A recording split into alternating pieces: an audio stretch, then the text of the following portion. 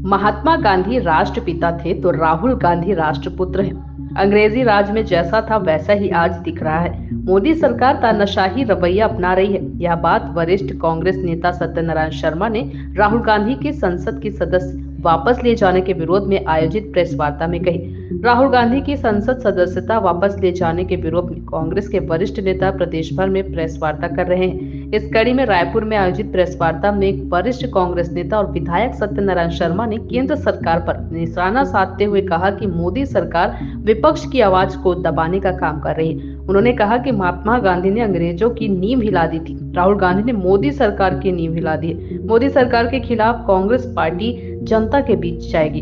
अंग्रेजों के समय आंदोलन हुए थे, आजादी के बाद भी आंदोलन हुए, आज फिर आंदोलन हो रहे हैं। जीत हुई और होगी।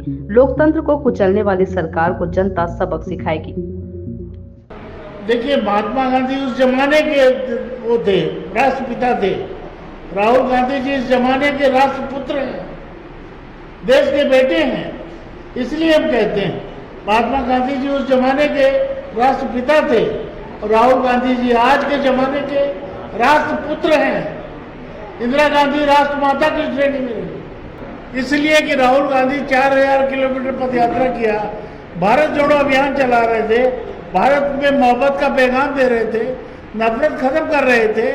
इसलिए राहुल गांधी जी सबकी आंखों में खटकते दिखाई दिए। ऐसे नहीं तो इस ढंग से तरीका ढूंढा इन्होंने। सोची समझी चाल थी।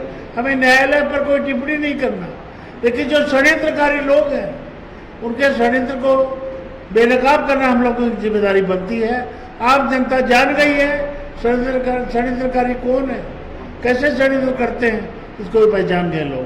देखिए, विपक्ष महसूस करता है, विपक्ष आज ये महसूस कर रहा है विपक्ष की आवाज को दबाने के लिए हर विपक्ष के राजनीतिक दल ने इसकी निंदा की है, भर्त्सना की है।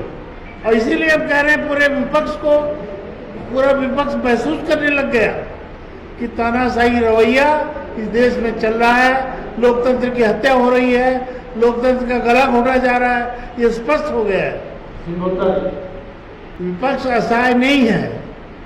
विपक्ष का आज नहीं तो कल विपक्ष की बात जनता के बीच में जाएगी।